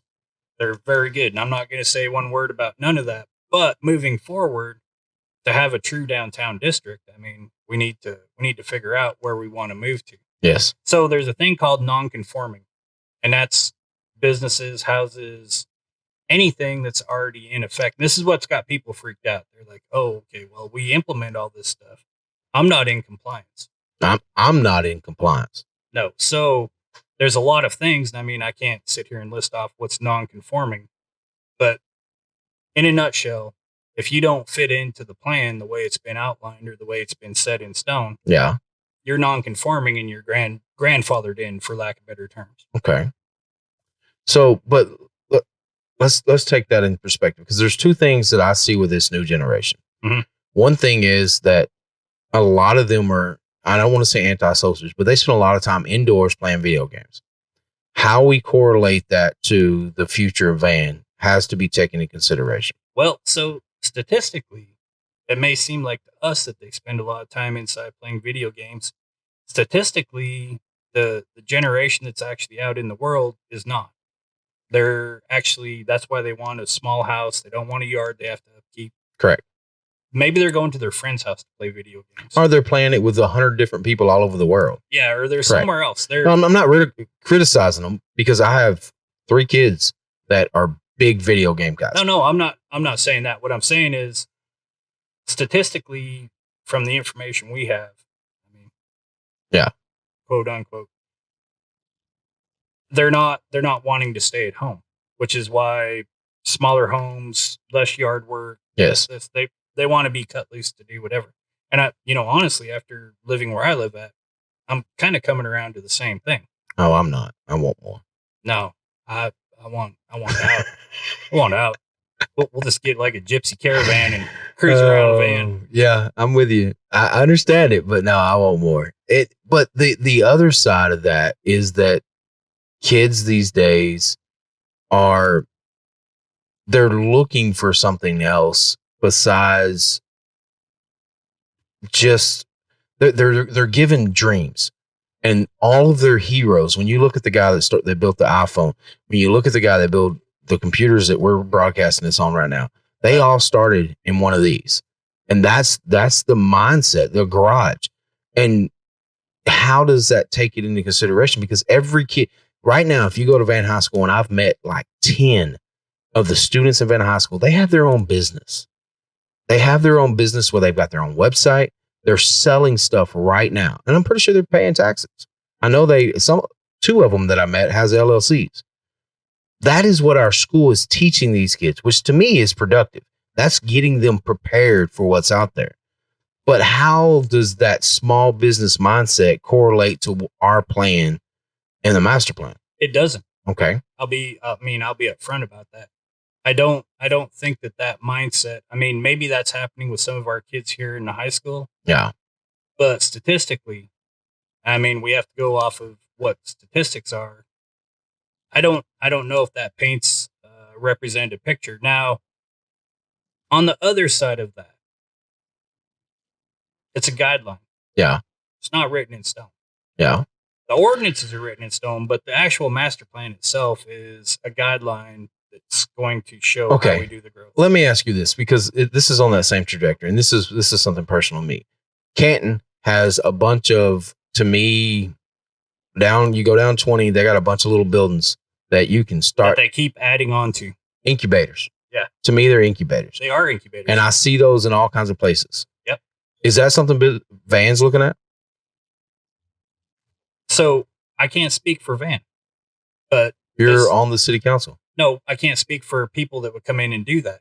Okay. Why hasn't somebody already come in and done that? Yeah. That's my question. Yeah.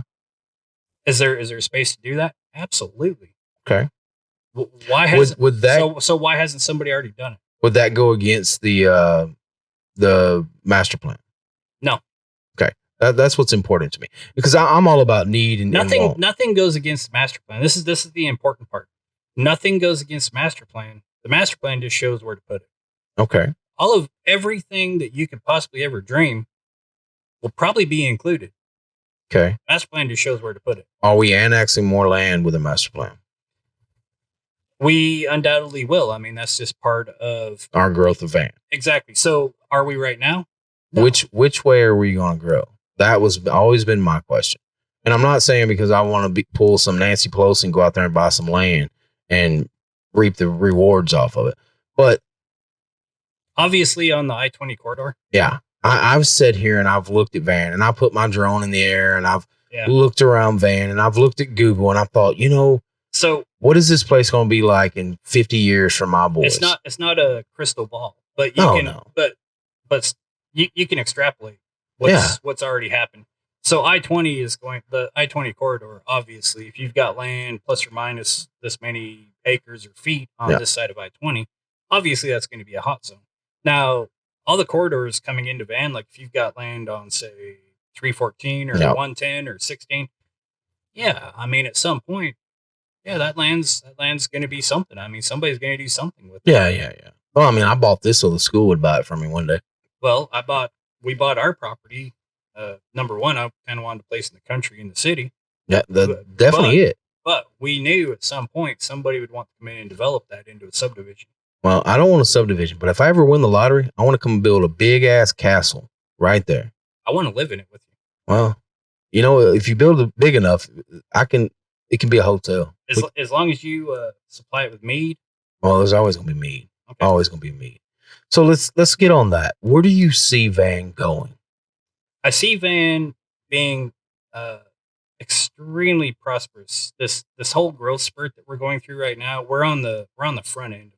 Yeah. We're not even in the middle of it yet. I don't feel like that either. No. And that's why I am so thankful that, and it's not me, it's the entire council. Yeah. This city council had the foresight to push forward with the master plan that's going to outline some stuff. Van is going to be a superpower. And I feel like it. No, I know they are.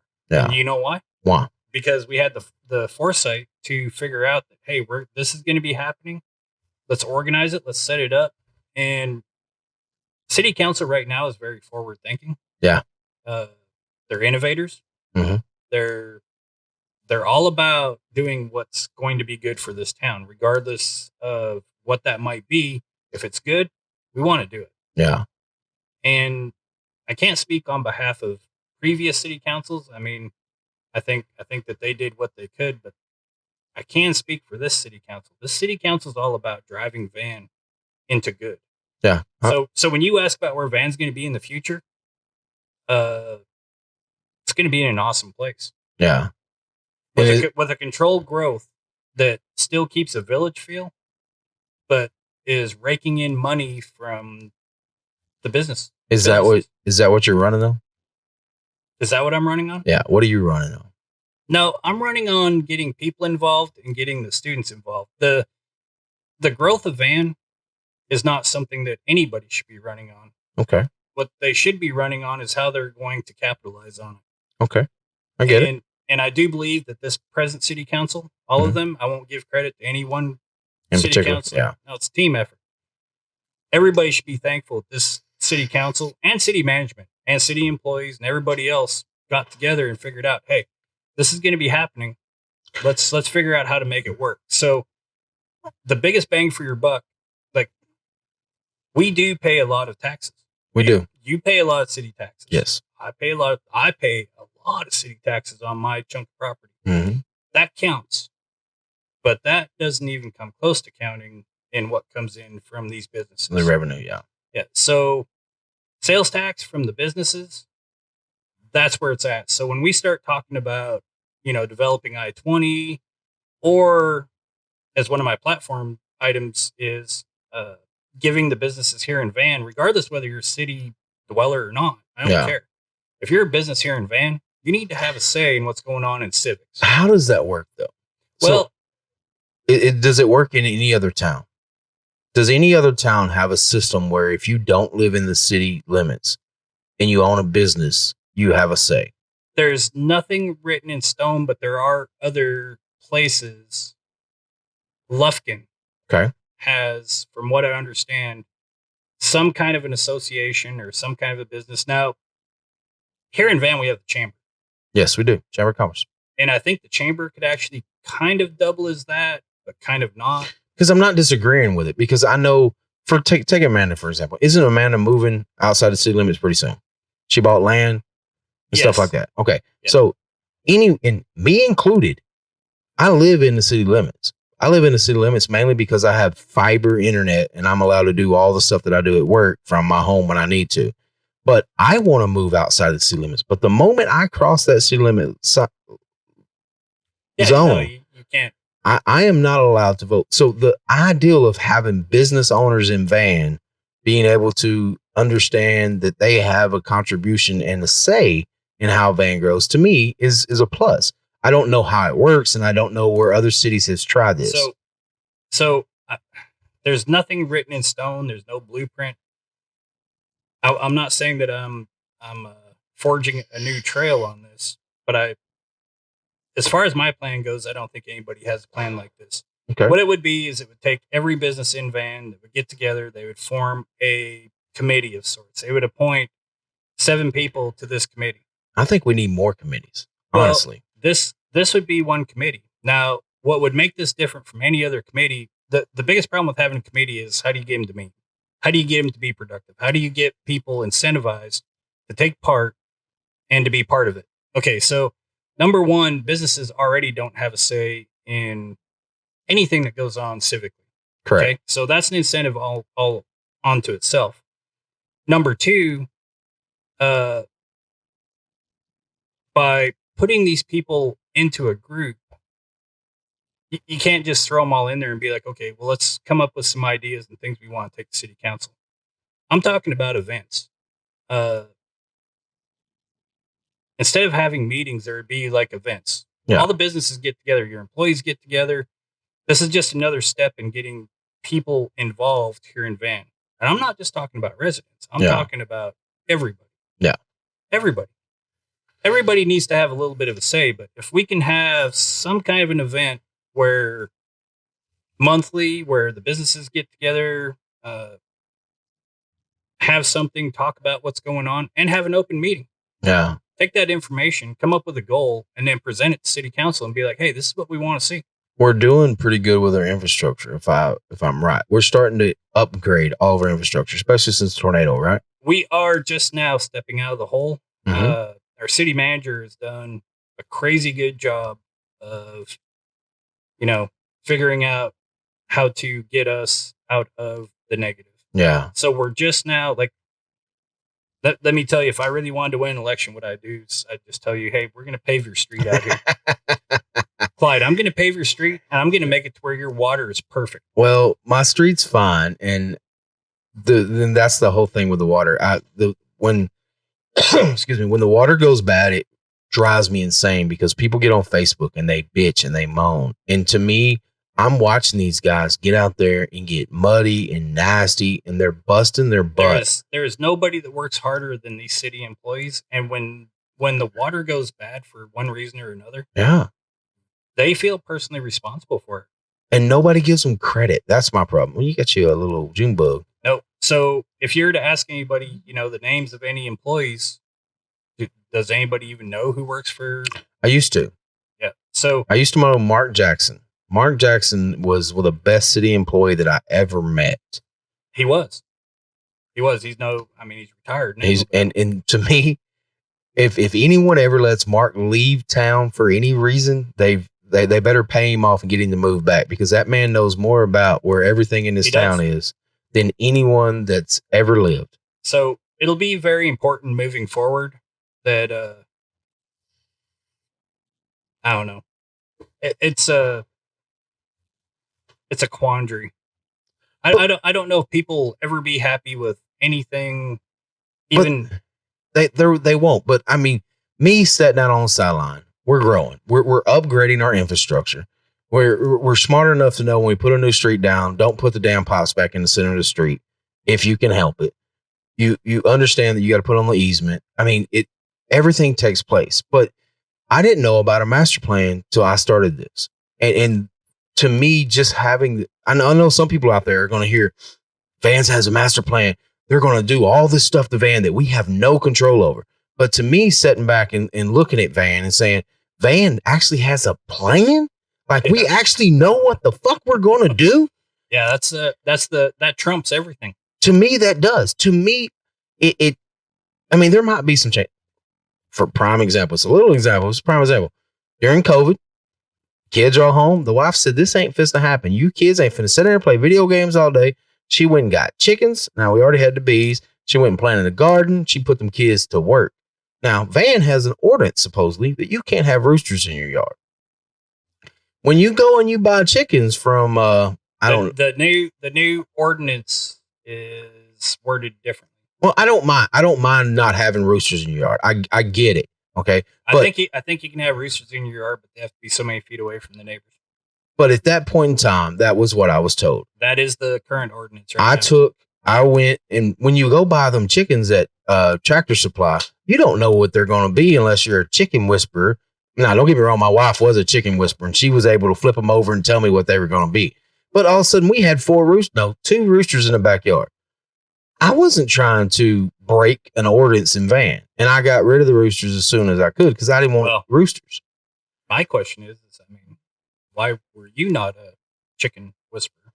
Because my wife, well, I guess when something's done for you, you don't jump in there and figure it out. It's not that. I'm going to be 100% understanding in the sense that I know my limitations, and my wife is very much more attention to detail than I am. Anything we've ever started, my wife has already spent double the time researching it, understanding it than I have. And then I just, honestly, I'm a bear in a china closet, and I roll through it all and try to make it. This whole thing right Clyde, here. Say it ain't so. This whole thing with the podcast. Say it ain't so. This was me on a whim, and the wife has told me repeatedly what I should do in this sense and what I should do in that sense. And it's worked out. Sarah's pretty cool. Oh man, she's exceptional.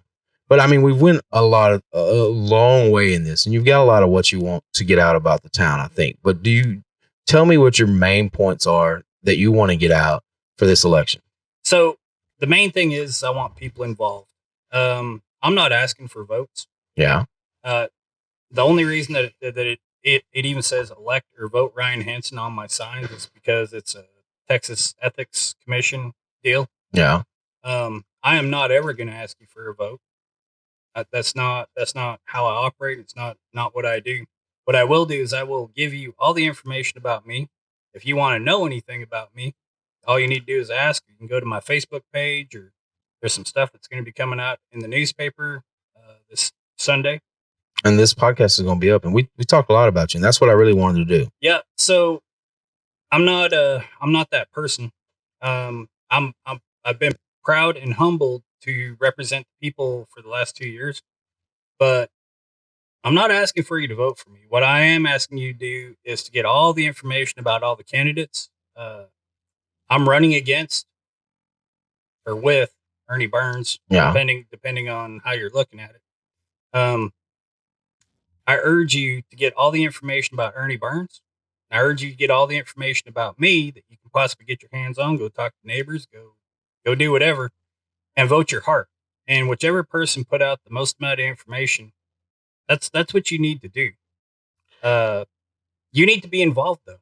If you're not registered to vote, I'm not even talking to you. Shame on you. Because I just heard that there's only like 200 people that actually makes this election happen. In the last election, there was a little over 200 people that showed up to vote. And when you have a town of 2,600 plus, and you've got all of this monumental stuff that's about to happen. I mean, we're not talking like your typical stuff that happens in Van. Van is growing. Van is going through a big thing right now. So are we getting a Walmart? No comment. What? No. Man, that's not good. Oh man. So yeah. No, not to the best of my knowledge. Good. I don't believe we're getting I don't think we need a Walmart. I think we can grow without a Walmart. Well, so this is why it's important to get involved. If you don't think that you need a Walmart, you probably need to get a hold of somebody and say, hey, you know what? I don't think we need a Walmart. You know who that person is that you need to get a hold of? That needs to be your city council. But you know, talking about that, when I started this whole podcast thing, my whole thing was I want my pool back. Because I didn't learn to swim in that pool, but everybody I talked to, that's my generation, they learned to swim in that pool. Yeah. So you asked me about. But they changed my mind. Y'all changed my mind about the pool. No, not me. Well, not you, but I mean, this conversation, listening to the back and forth about the pool, I don't think we need a pool right now. I think there's other things we need in Van before a pool. Oh, no, that's not right.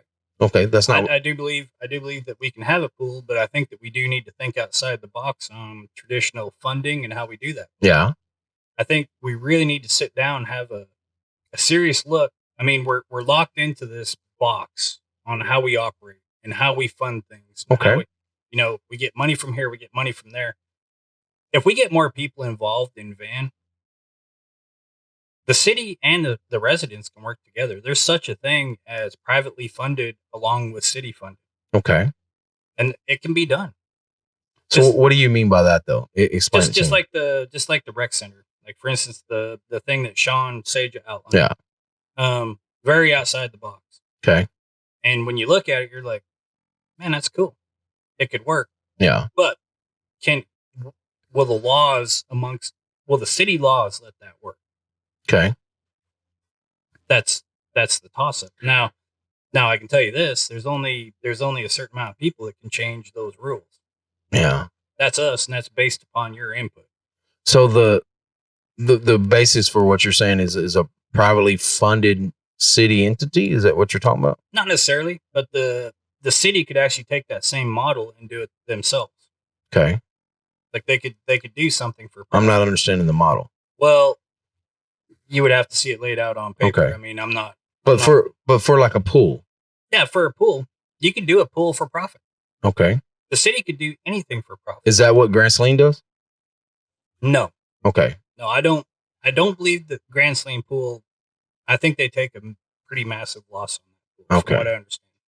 Well, and that was so civically, cities don't operate to make a money. profit off of That's things right. like that. They don't because they're taxpayer funded. That's right. But this is the gray area. There is room for a city as long as they're not investing the money. Okay. See what I'm saying? I get what you're saying. As long as they're not investing the money, but if they can take that money, the taxpayer money, and figure out how to make money with it. This is something I've talked about with concerts, with everything else. Yeah. There's no reason why the city can't make money on some of these things. And that goes with the pool, that goes with the rec center, that goes with everything. So let's go back to that. Because I get what you're saying. This is a huge thing if you wrap your mind around it. When you did the Van Mardi Gras, was there a entry fee to get in? No. So I'll tell you this.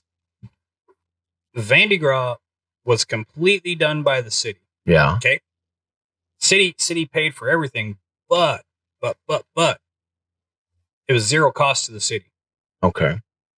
that whole thing was sponsored by outside people. We did the impossible. Yeah, People yeah, are yeah. like, well, you can't do this and you can't do that. I get and it. we're like, well, we don't care what you think. Is that the type of thing you're talking about? Yeah. Okay, I get it. It's the same. It's not exactly the same model, but the city was out zero funds. Oh, I get it. Yeah. Zero. Now, there's a bunch of businesses in Van that put up a bunch of money to make that happen. Every business in Van, anybody that had a banner, and even people outside of Van, we got All-Star Ford put in a pile of money. Isn't that what the baseball park has done a lot of times when you put the banners outside on the? Yeah, but on a much smaller scale. Yeah.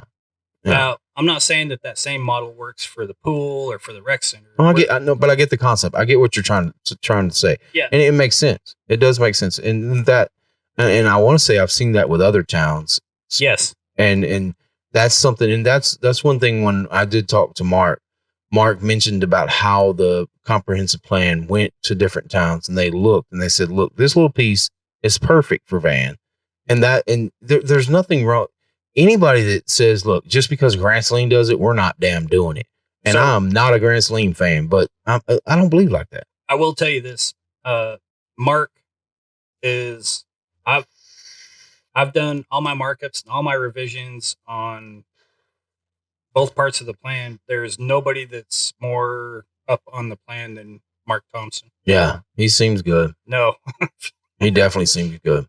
If you want to know what's going on with the master plan or any of that, I mean, I can answer your questions, but honestly, if I can't, I'm going to talk to two people, Scott Winton and Mark Thompson. Yeah.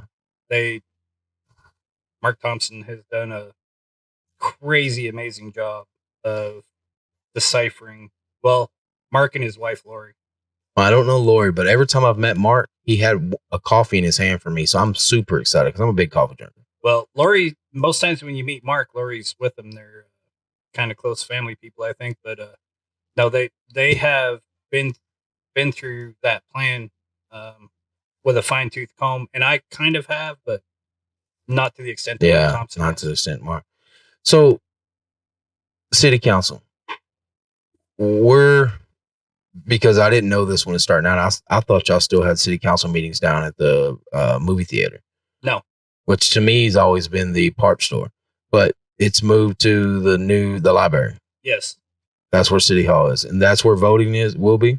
Yes. On May 7th. May 7th. And early voting starts this weekend or next weekend? Starts on Monday. April 25th, I believe. Okay. Honestly, me and you could go for hours talking about all this stuff. We could. I'm starting to see you and I could carry on for days. So tell me something you want to get out before we wrap this up. The one thing I want to get out, I want to be real careful about how I refer to the city and their communications and this and that. But I do want to say this: the city can do a far better job of communicating with its residents. And a huge part of what I want to do, and I touched on it earlier, but it's when you ask about my big thing that I want to do. Yeah. I want to bring the students from Van ISD into the city civically as a shadow student body, so to speak, that would follow us along. But we would have a couple differences. We would have some extra people. We would have a media director. Yeah. That was part of that body. We would have communications director. Mm-hmm. That was part of that body. And these people would take care of all the city communications. Now, I'm not saying that we're looking for a freebie from the school. What we're looking to do is to, number one, involve students in something that they really need to be involved in. But number two, it's a boom. It's a huge deal for everybody involved. Yeah, I get it. Getting the students involved is always a good thing. Well, you want to know why we have a low voter turnout? Why? Well, because nobody was ever involved to begin with. Yeah. I mean, they just weren't.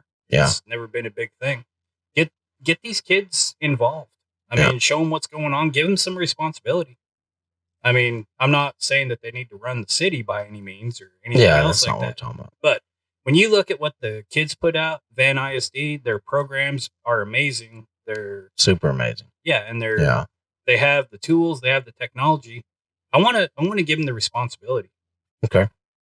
But I'm not just talking older kids. I'm talking younger kids too. I mean, there's a million things that we can do, and I'm not talking in a indoctrination program to Yeah, I got kids,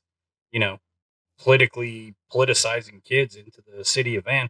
I'm just talking about things where kids can really have a say in what goes on in the city. And imagine when it comes time for them to actually vote and be like, people that are decision makers in the city. They're already there. Well, you know what I have noticed is that a lot of people that move away from Van, they're, especially when they grow up. I mean, I have it recently happened to one of my kids. He moved away because Van was Van. Yeah, no change. He's back. And the reason he's back is because you come back and you see, well, you know what? You might feel like Van is just like closed-minded and closed off. But when you get to these other places, you realize Van's really got something going on. Well, Van has the capacity to at least listen. Yes. And so you can say whatever you want to about Van. I am positive proof. Me, here, sitting in the flesh. Yeah. Yeah, you got to be this name. You got to be rooted in Van, blah, blah, blah. No, not true. Yeah. All you got to do is get involved. Yep. And they will listen. Yeah, definitely. I'm not saying they're listening to me, but I mean, yeah, they'll listen. But getting people involved. It is not my goal to get you to vote for me, and it's not my goal to come up with these programs and stuff that I need to be doing for city council. It's up to the people. Yeah. And I need them involved. I need them to contact me and say, hey, this is what I want to do. I want you to show up at meetings. Yeah. And you're on all the platforms. And simple. I am the easiest person to contact. And I'm accessible. I don't see you in Brookshire much, though. You just aren't there. You just aren't there all the time. That's when I see people. I see people every time I walk in Brookshire. There's somebody I haven't seen in a while, and it's like, hey, what's going on?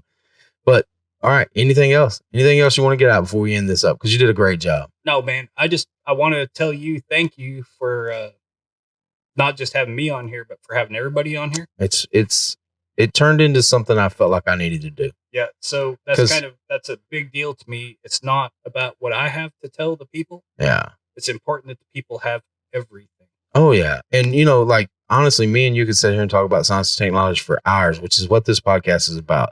I took a little hiatus on the podcast for this in particular, but you, Mark, like 5 people, and including Melissa and everybody. Me and Melissa, when we got off this air, how long we been on here? Looks like about an hour and a half. Oh, man. Yeah. We about warm up, probably. Yeah, but no. Look, my podcast is normally 3 hours. I normally sit here and you don't realize it's 3 hours till we get done. Wow. I say, hey, look, we're done. And they're like, what? You just did 3 hours? But me and Melissa sit here and we talked about lasers and everything else for her businesses for at least an hour after we got done.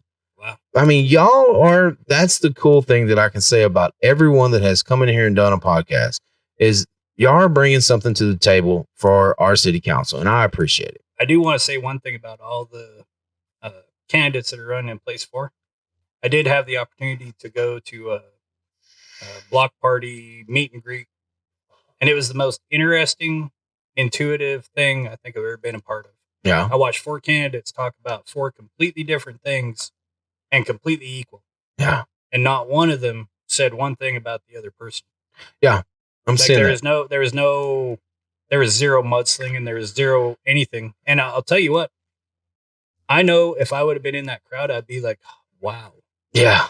This podcast has been a good job because I wanted everybody to come on here and tell me about you. And everyone's done that. And they've done a good job, including you, of telling your story. And no, when you come on here, that's not what you're expecting. Even you said that a couple times. It's not. I thought we're doing politics. No. And that's not what this is about, because everybody knows the politics. You can go to a city councilman and find the politics. But right before you make your vote, like if you're early voting Monday, I want these people to know who you are and where you come from, because a lot of people don't know who you are and where you come from, but they're fixing to vote for you or not vote for you based off of that. And I appreciate you coming on. It's good. I appreciate it. Thank you, sir. Yeah, you're welcome. Hey, Cloud Hayes out, yo.